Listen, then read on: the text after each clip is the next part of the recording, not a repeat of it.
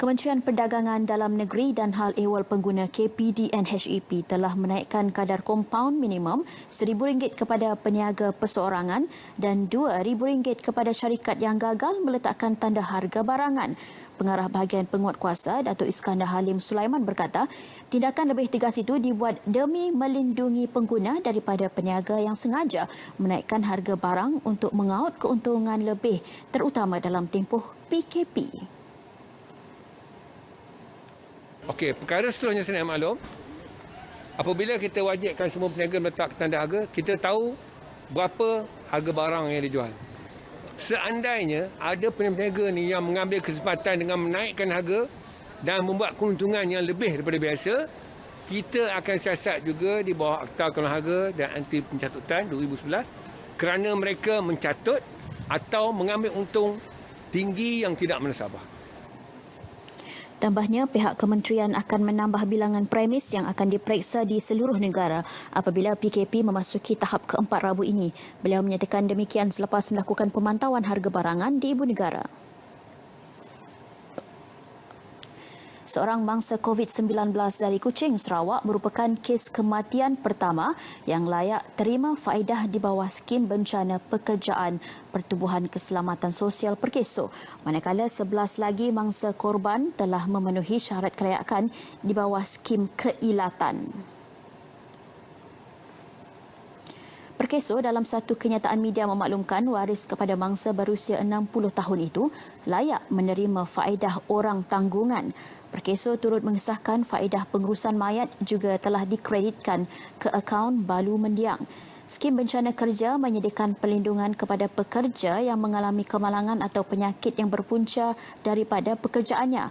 Manakala skim keilatan menyediakan perlindungan 24 jam kepada pekerja yang mengidap keilatan atau kematian akibat sebarang sebab. Kedua-dua skim tersebut tertakluk di bawah Akta Keselamatan Sosial Pekerja 1969. Sementara itu, kaki tangan pihak berkuasa tempatan PBT Johor yang bertugas sebagai petugas Barisan Hadapan menerima insentif khas RM300 seorang. Pemberian dilakukan bagi menghargai khidmat mereka sepanjang PKP. Esko Jawatan Kuasa Perumahan dan Kerajaan Tempatan Ayub Jamil dalam satu kenyataan media memaklumkan 1,681 petugas menerima manfaat itu.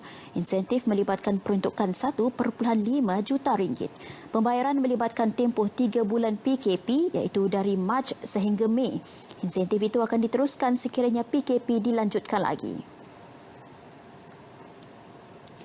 100 asnaf di sekitar bandar Bukit Mahkota Kajang, Selangor menerima bantuan daging segar sempena Ramadan. Sumbangan sama turut diberi kepada petugas Barisan Hadapan.